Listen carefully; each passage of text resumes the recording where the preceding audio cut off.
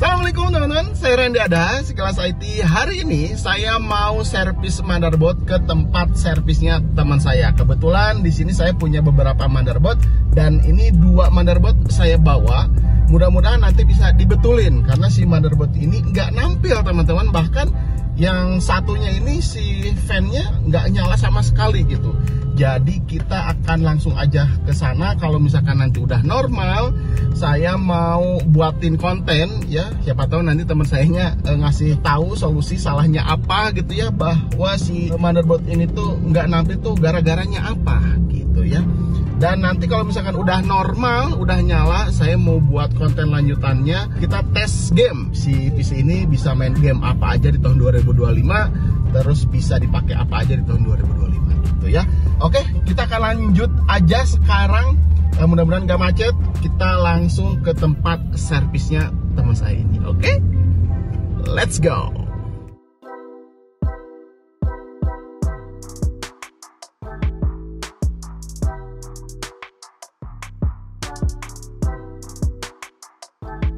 Oke teman-teman, akhirnya saya udah nyampe. Ini saya langsung mau bawa si motherboardnya. Ini cuman dusnya aja ya, isinya beda gitu, biar gampang aja bawanya. Sekarang kita akan langsung ke tempat servis teman saya. Saya nggak bawa mic ya, mudah-mudahan suaranya kedengeran ya kak. Iya. Udah kita langsung jalan, let's go. Teman-teman, ini tempat servisnya ya. Ini daerah Cicalengka. Ini jalan raya. Oke, kita akan langsung masuk aja, mudah-mudahan ada orangnya. Assalamualaikum. Waalaikumsalam warahmatullahi wabarakatuh. Sehat? Alhamdulillah. Ini Bos Agung ya. Di sini. Ini nama tokonya apa, Kang? Bengkel Printer Laptop. Jadi saya kan punya teman di sini. Biasa benerin apa aja, Kang? Printer. Ada printer, laptop, motherboard. PS Blue. Oh, PS Blue. Kedepannya Android sama iPhone. Wah, mantap, luar biasa ya, diborong semua. Borong semua. Jadi kebetulan ya, saya punya motherboard yang jalan yang kemarin. Nah, gimana Kang? Kira-kira bisa dibenerin nggak? Jadi kasusnya seperti apa? Ini tuh pas dicobain, tiba-tiba mati aja gitu. Oh. Nggak display. Oke teman-teman, ini kita akan coba mulai pengecekan ya. Berarti ini pengecekannya bisa tanpa RAM? Bisa ya. Jadi menggunakan hard diagnostik biasa seperti biasa. Oh, Tapi ini istilahnya ini debug gitu, debug. Oh, debugnya. Jadi bisa kelihatan nanti apa aja yang rusaknya gitu ya? Iya. Jadi ini kasusnya no display kalau istilah tukang servis. Oh, no display. Ya, nggak nampil ya, nggak nampil ke monitor ya. Layar atau ke monitor. Jadi ini langsung ke tempat servisnya ya. Yang penting ada dayanya aja ya.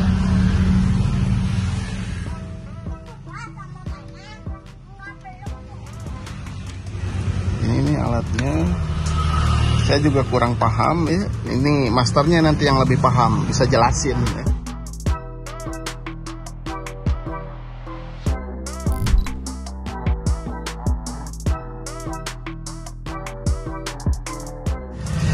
Seperti ini.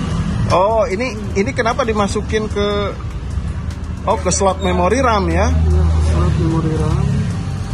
Nanti ini bakal kelihatan. Di sini gini. Ini tegangan FDD-nya, tegangan di PCH-nya, PGA, DRAM, CPU.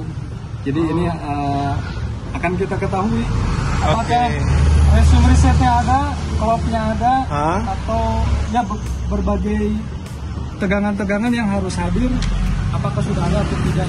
Oke, kalau misalkan salah satunya nggak ada, berarti itu yang rusak gitu. Berarti kita tinggal menelusuri sebelah mana kerusakannya itu. Oh, oke. Jadi sekarang dalam servis motherboard itu lebih mudah. Oke. Jadi ada alatnya ya, jadi bisa ngedetek langsung gitu ya. Oh, pakai kaca pembesar. Biasa, tua, udah tua. Mulai nyala tuh. Nyala. Oh, ini kodenya OP. OP itu kodenya OP tuh. Untuk maksudnya kode apa? OP seperti ini biasanya di prosesor yang bermasalah. Jadi setiap kode ini menunjukkan kerusakan, Mas. Oke. Biasanya OP itu di prosesor. Kalau prosesornya bagus, berarti kita harus mengecek jalur-jalur yang menuju prosesor. Biasanya picor dan lain sebagainya. Nah, sebetulnya ini sudah posisinya ini sudah nyala. Sudah berputar. Fan-nya berputar ya. Berputar. Tapi no display. Ya, ini harus diukur dulu. Ada beberapa parameter tegangan yang harus diukur. Nah, dalam pengukurannya itu ini harus menggunakan skema. Jadi ada yang harus diukur itu ini DRAM reset istilahnya itu. Jadi kalau di skema ada PDF kita ketik DRAM reset, kita cari tegangan itu di DRAM reset. Oke. Caranya bisa grounding. Nah, kita cari DRAM resetnya di mana. Tapi jadi tukang servis simple biasanya kita ngukur pakai tangan juga selesai. Ini udah. Oke, kalau di ini berarti nggak ada arus, nggak ada daya ya. Tegangan belum masuk ke prosesor. Jadi di dalam motherboard ini PCH. Ini EC namanya atau ISO. Oke. Nah, jadi tegangan-tegangan itu masuk ke sini ke sini. Jadi ada syarat-syarat tegangan yang harus terpenuhi untuk menjalankan sebuah prosesor ini. Oke. Memang kalau kursus itu lumayan ya, banyak variabelnya. 2 minggu itu juga belum tentu bisa ya. Bisa. Gitu. Nah, jadi ini untuk kasus OP ini, jadi harus diperiksa beberapa parameter yang harus diperiksa. Dan ini harus menggunakan skema. Oke. Kita tidak bisa menggunakan tegangan yang ada saja untuk kasus ini. Oke, berarti udah ketahuan berarti masalahnya masalahnya di OP. Berarti ini bisa picornya, bisa prosesornya, bisa atau tegangan yang ke prosesor. Jadi solusi pertama kita copot prosesornya. Kemudian ini harus dites di motherboard yang lain. Tapi berdasarkan pengalaman untuk kasus ini prosesornya ini bagus. Oh gitu. Prosesnya bagus. Yang bermasalah biasanya, jalur di. Jadi syarat kerja sebuah prosesor itu tidak terpenuhi. Atau bisa juga. Oke, ini bisa dilihat pin prosesornya ada yang bengkok. Pinnya ada yang bengkok teman-teman. Nah, itu jadi. Ini. Iya, ada. Ini pin prosesornya ada bengkok. Kita coba betulin dulu. Ini kita takutnya ini patah. Kalau patah itu lebih susah. Patah lebih bahaya. Iya, lebih bahaya ini kalau patah. Tapi resiko tanggung bersama ini, ya. Iya, nggak apa-apa. Nyala, syukur. Nggak nyala juga nggak apa-apa. Nyala, alhamdulillah. Ya nggak nyala mah beli lagi. Wah, hebat sih bos. Maksudnya punya orang ini juga. Yang punyanya beli lagi. Nah, bisa dilihat ini kasusnya. Memang sering kasus seperti ini. Pin yang ini nih. Pinnya itu kelihatan ya. Kelihatan ya. Mudah-mudahan ini bisa. Mudah-mudahan. Untuk menyelesaikan kasus ini harus sabar, perlu kesabaran. Ketelitian. Betul sekali. Ini namanya reposisi pin. Mengembalikan pin ke semula. Iya, mengembalikan posisinya. Ini susah gitu. Karena kalau terlalu keras patah. Kayaknya ini udah bagus, kayaknya. Kita coba pasang. Oke. Teman-teman, ini udah kelihatan kembali ke semula ya. Nanti kita akan coba lagi pasangin prosesornya. Mudah-mudahan aman. Ini tips ya. Ya, tips ini ada tips nih. Ini biasanya para pemula ketika terjadi no display seperti ini, jadi mereka membersihkan prosesor. Ya, memang betul prosesor seperti ini, jadi dibersihkan. Pakai apa? Biasanya pakai penghapus mereknya Staedtler yang Staedtler. Kemudian anggap ini udah bersih.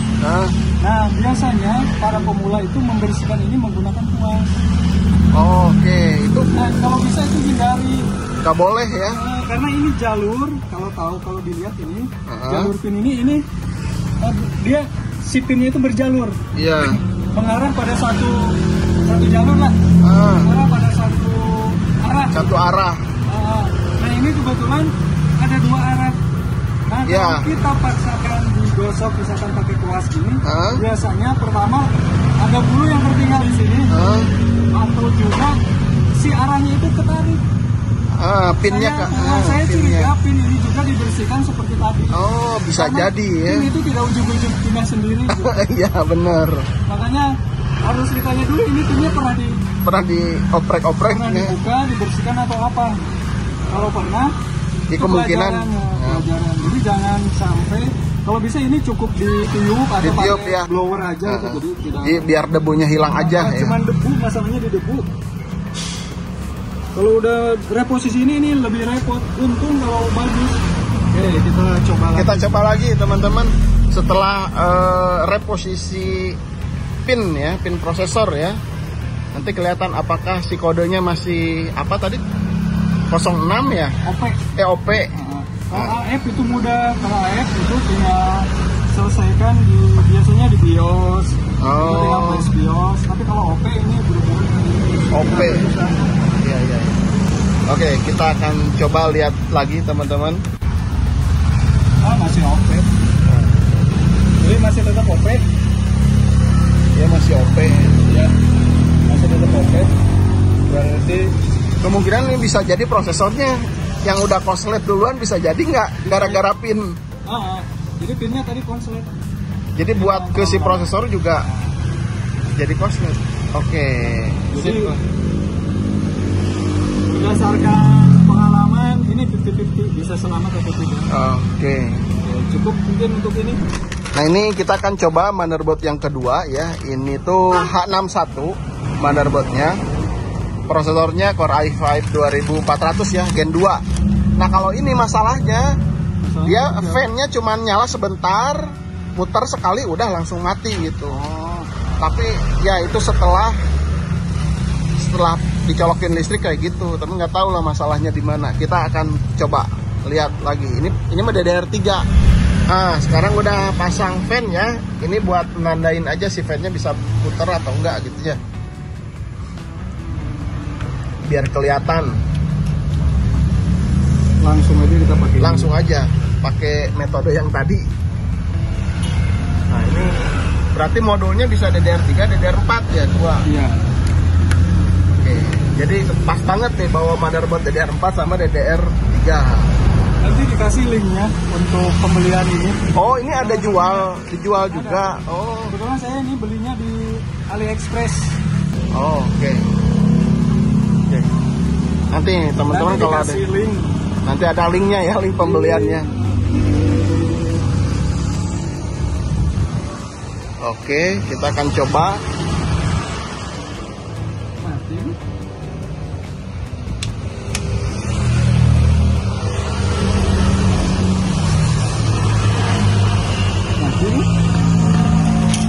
Ini tidak nyala sama sekali.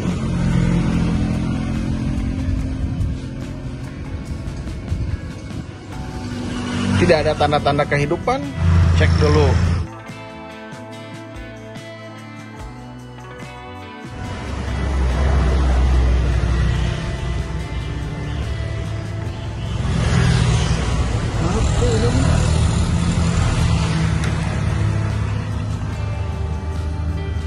Tidak ada sama sekali motherboard.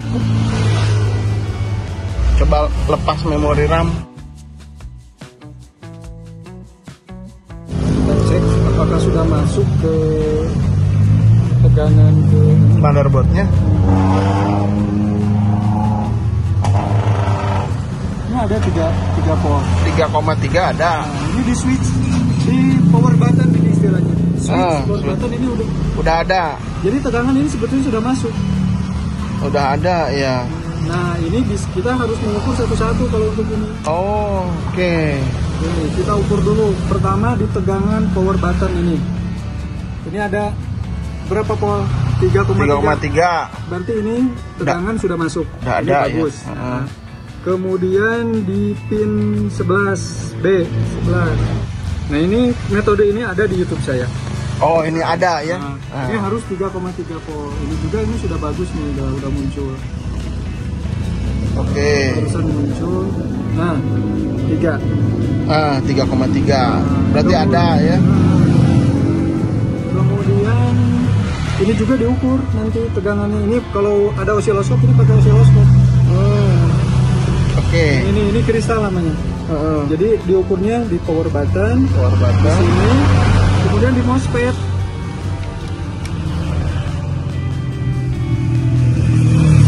Nah, ini ada 3,3 juga ya. Ya, 3,3. Jadi ini harusnya ini siap untuk di switch. Tapi kenapa ini tidak bisa di switch? Ini namanya kalau istilah tukang servis ini no switch. No switch. Jadi tidak mau dinyalakan. Nah, kalau untuk kasus ini harus menggunakan skema lagi. Harus pakai skema lagi ya. Nyari jalurnya lagi gitu. Jalurnya ini jalur berapa pol?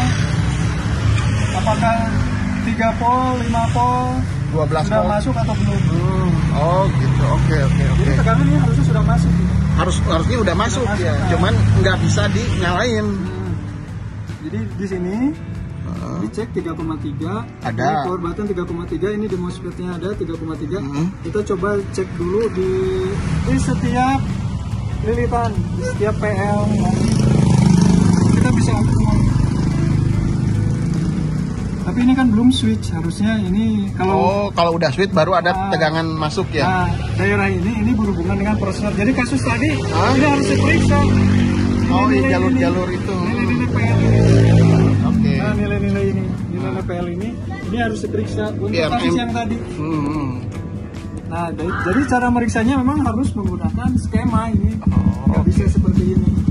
Jadi ada jalur khusus lagi lah, intinya seperti itu ya untuk pemeriksaan lebih lanjutnya ya. Nah, jadi untuk kasus ini kasus no switch ini istilahnya. Jadi dia tidak bisa di switch. Jadi kalau tadi menyebutkan bahwa ini nyala kemudian mati lagi, biasanya ini di 12 voltnya. Jadi kalau hanya sekedar kipas nyala, coba aja ini, kemudian dia nyalakan, maka kipasnya akan muter tapi no display. Jadi ini bermasalahnya di 12 volt. Nah, di jalur ini yellow. Ini 12 volt. 12 voltnya. Di 12 volt ini yellow ini bermasalah ke sini. Nah, kalau itu caranya harus menggunakan skema lagi. Jadi kalau mau dibikin video memang ini agak panjang ya. Pertama kita harus ngedownload dulu skemanya. Nyari dulu jalur. Kalau mau. Ini berdasarkan kode SIM motherboard. Kode SIM motherboard. Kita cari di situs resminya Gigabyte. Ada skemanya nanti. Itu sebenarnya untuk motherboard tipe ini agak riskan kalau kita beli. Jadi jangan lihat gigabyte-nya gitu. Jadi untuk seri ini A61 ini banyak barang-barang yang apalah gitu. Yang reparbis gitu. Iya, jadi kita nyebutnya API. Orang tukang servis mah udah tahu lah ya. Walaupun ini gigabyte. Garansinya betul 1 tahun. Ya gitu.